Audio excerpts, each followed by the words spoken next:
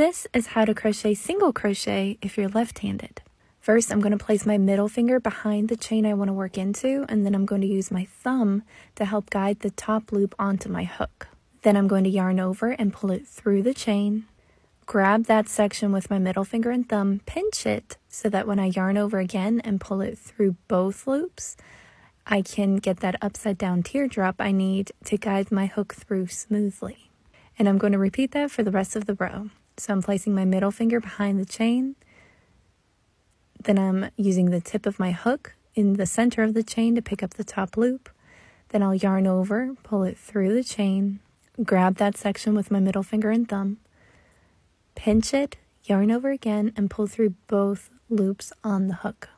I'm not left-handed, but I know there's a lot of you that want to learn how to crochet with the hook on the left side, and I'm getting there. But if there are many of you, just leave me a like and a comment, and I'll move it up on the priorities, because I do have to practice in between stitches in order to be able to demonstrate properly. Row 2 is going to be in the comments.